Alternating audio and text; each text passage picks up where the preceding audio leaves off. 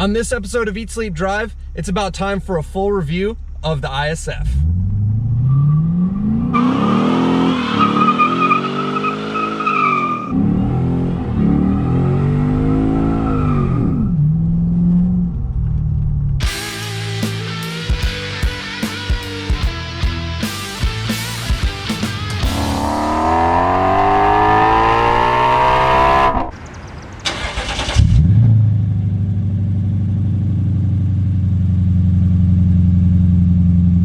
Setting off in the ISF.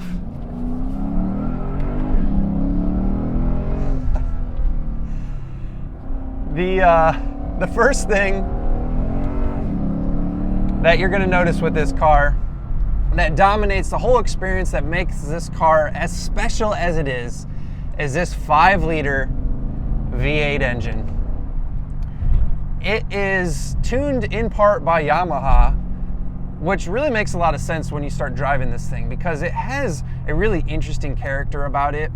I'm not here to say that it's like, you know, a sport bike V8 engine, but the way it revs and this induction noise that it makes, it is something quite special.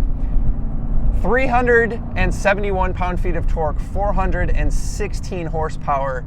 It's definitely no slouch, and that torque number is really nice because it has power down low. Right now I'm rolling on at 3,000 RPM and it pulls.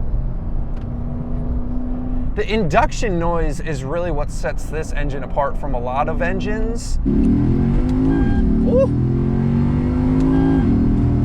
A lot of engines can sound good, especially V8s with an exhaust. But it's something kind of special to have a good induction note. This thing has a flap in the intake system that at about 4,000 RPM opens up. Love those downshifts. And it just growls at you. It's so angry.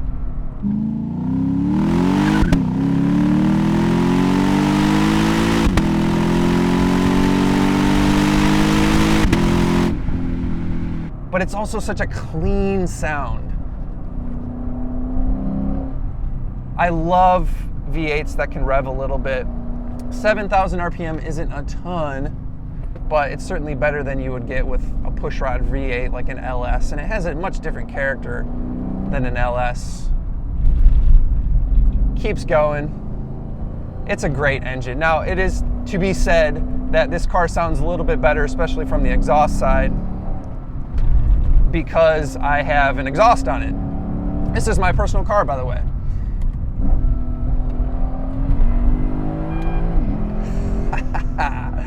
Yeah, it's fun. So this car has an exhaust. These tend to sound pretty good stock from an exhaust standpoint, but to me, they needed to be a little bit louder.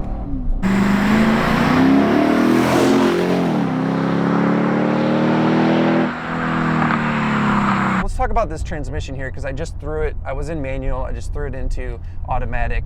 This is an 8-speed transmission, and given that these cars came out in 2008, albeit this is a 2010 model, and that will be important later, it is interesting that they had an 8-speed, especially an 8-speed this good, back in 2008. It is still torque converted, and that is an important distinction as I go back to manual mode. Torque converted cars tend to be a little bit better when you're driving normally, like I just was. Low speed, parking lot situations, bumper to bumper traffic, whatever. When you're not on it, torque converters are good at making things smooth, as opposed to dual clutches, which are in a lot of the German competitors and stuff like that, which are lightning quick to respond. You know, they're always ready for the next gear for you. But the problem is, as all my camera gear goes flying, the problem is they can be a little jerky around town when you're going slow in parking lots. Not so much here. So, albeit it is a automatic, which is a bit of a bummer. Everyone wants a manual. But at least it's a good automatic, and it strikes a good balance, which is a theme you'll see with this car, is that it's such a good all-around daily driver that you want that compliance for daily commuting, but it's still responsive and still, as you can hear, shifts super quick.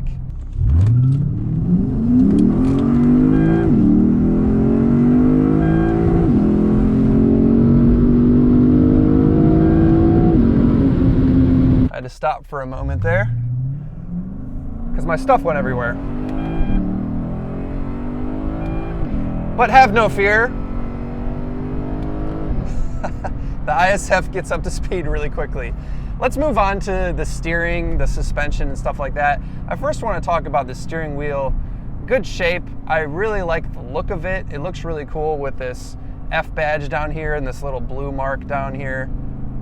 The wheel itself has paddles on it, being that this is an automatic, a sporty automatic. It's not uncommon to have paddles anymore. They are steering wheel mounted, which is an important distinction because what you can do with paddles is you can column mount them or you can steering wheel mount them. Now personally, I would rather have them column mounted because if I get into this corner up here and say it was a little bit tighter, this isn't too tight, but if I get more steering angle and, you know, say I'm kind of more like at the top and bottom of the steering wheel with my hands, you can kind of tend to get confused as to what's a downshift and what's an upshift when they're on the steering wheel. But if they're column mounted, you always know on the right is upshift, on the left is downshift. So it's not uncommon for that to be a thing, especially in this price range of car. You kind of have to get up to more expensive cars to get the column mounted, but it would be nice.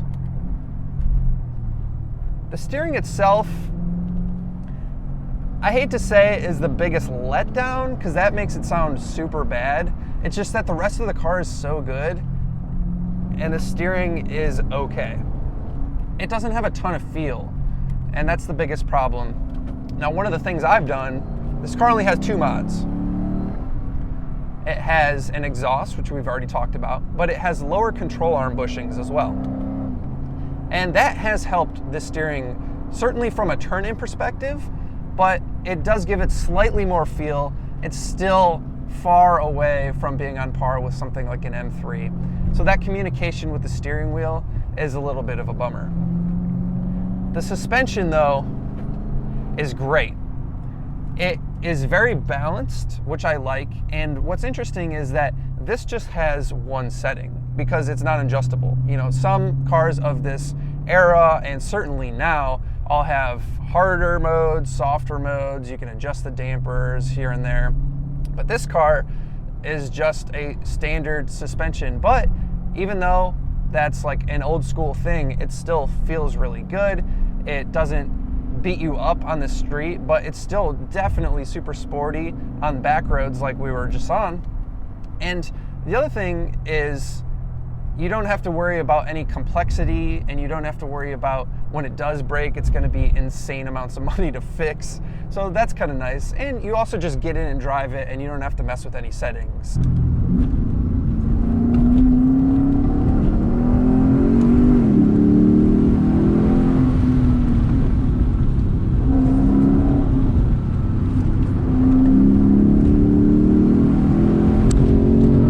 But you know, that said, when you're in a corner and stuff with the suspension, the car handles so well, it will respond to your inputs. So if I am mid-corner and it starts to understeer a little bit, if I lift off, it will rotate.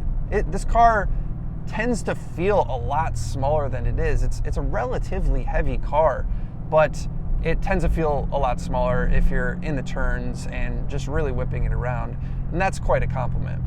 Now, of course, we can get into things like brakes, which are very important. These brakes are incredibly effective. They're huge, I'm sure you could see on the front of this car. They don't modulate super well, though. There's not like the ultimate amount of feel, but I would say they're overall effective. They're good. One thing that is of note with this 2010 model that I mentioned earlier is that the 2010 model was the first one to get a limited slip differential. And that's an important distinction because it makes this car so much more predictable than some of the earlier cars that didn't have a limited slip differential. They were open diffs. So always one wheel peel, coming out of a corner, a little bit unpredictable. All the 2010 Pluses had an LSD, so that's an important distinction if you're looking at these cars. Now that we've pulled over, I want to talk about the interior a little bit. Let's talk first about these seats. These seats really jive well with the rest of the car in that they're supportive and sporty, but also very, very comfortable. So I've driven this thing on long road trips. In fact, when I bought this car, I bought it from Tennessee and drove it back to Ohio. No discomfort at all. They are supported and bolstered quite well. Some people find these shoulders to be a little bit tight.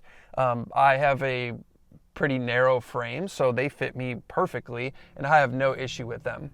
As far as the seating position, it's not ideal. I would really like to be lower down in the car. I feel quite high up, and that's probably mostly to do with that this is an IS first and foremost, so they really want people to have an upright seating position and be able to have good visibility, which is a good thing, of course. The visibility in this car is quite good. Moving on to the infotainment system, it does date this car a little bit, but really honestly not too bad.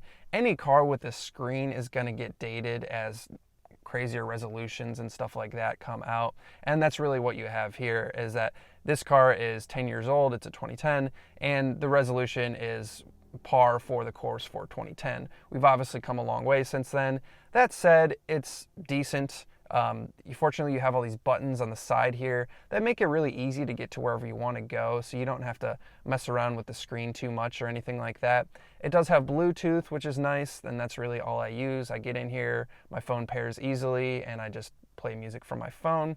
No one's going to use the navigation or anything on this. The center stack itself doesn't look that dated and is held up quite well. All the buttons, none of the fonts have come off or anything like that. But it's one of those things where you start to look down here at this white carbon fiber. Props to them for trying something different, but I don't like it. It's a bit gaudy. Some people really do like it. Some people get in the car and really like it. It's not the worst thing ever. Once again, it is different. Has it aged well? I mean, it's held up fine. I just don't know how it's held up from like a fashion point of view. But, other than that, I mean, everything in this car feels very solid. Even though it's 10 years old, it's everything you would expect from a Lexus. And you have leather here on both the armrest and on the door card where you rest your arm. The steering wheel feels nice. The steering wheel shows no sign of wear. And that's really the biggest takeaway here, is that this car has 134,000 miles and the interior shows hardly any wear. Even on the seats, they're a little bit cracked, but I don't think they've been cared for at all or moisturized or anything like that to get the leather in best condition. And it just kind of goes to show that these cars really hold up quite well. As far as fuel economy, I get just over 20 miles to the gallon with this thing, which in comparison to my M3 is decent. I used to get like 18 miles to the gallon in my M3. That car was geared much differently. This, of course, has 8 gears and things like that. So on a pure highway run, you can get low to mid 20s, and if you're driving reasonably and stuff like that, and you could really thank the 8 gears for that, because this thing cruises at 80 miles an hour at like 2,000 RPM. The back seat is kind of where this car is a little bit of a letdown from a everyday car type situation. It's a fairly decent sized car from the outside, but the back seat is not that great. I have just enough leg room. I'm 6'1", and the seat is in the position that I drive it in, and I have just enough leg room, and the leg room is okay. The problem is the roof. My head is literally hitting the roof, and it would not be comfortable for me to drive more than a few miles in this back seat. And that's unfortunate, because this is supposed to be the all-around car. Now, it's certainly probably going to be fine if you're a little bit shorter, or if you just have kids or something, this will be totally fine. But if you wanted to put like 4 decent-sized adults back here, and especially if you sit far back in the front seat, it's going to be pretty cramped. Oh, and it's also worth mentioning that the rear seat doesn't fold down, so you can't put stuff in the trunk all the way up to the front cabin. That's a bit of a bummer as well. The trunk itself is pretty big, but the fact that you can't put the seat down kind of sucks. To sum up the ISF, this is really such an amazing all-around daily driver. You know, we overuse that term to a certain extent, daily driver, everyday driver, all-around car even, but that's really what this is. You know, some people have the luxury of having a little more room and maybe a little more disposable income. They could have 2 cars, like one fun car, one daily driver. But, you know, most people don't have enough room, and, you know, they just want to spend their money on one decent all-around car. And that's what this is, because it like leverages reliability with fun and comfort. Like, it does all those things at a very high level. Now, does it do the fun at the ultimate highest level? No. You know, is it comfort at the ultimate highest level? No. But like, it's high up on all those scales, and because of that, you can use it every day. This is just like such a fun car to drive, even to and from work, and it's a Lexus, so you know it's gonna work for you. An M3, I think, is a better second car. It's more fun, like ultimate fun, just because it's a little bit rev happier, and obviously with that car you can get a manual transmission, stuff like that. Whereas this car is better suited for daily driving. I wouldn't want to drive an M3 as a daily driver just because of reliability reasons and things like that. But this, you can definitely do it, and in comfort as well. So that's really what this car is all about. If you want to have one car to take to the track, to drive to and from work, to throw your kids in the back, it's really hard to beat. And it's definitely a dying breed, and these cars have already started to go up a little bit in value, because where can you find a small four-door with a V8 engine that sounds like this? You just can't find that anymore. Everything's going turbocharged. So I hope you guys enjoyed the video. Let me know what you think in the comments below. EatSleepDrive TV on Instagram if you want to follow me in between episodes. Otherwise, I look forward to seeing you guys on the next one.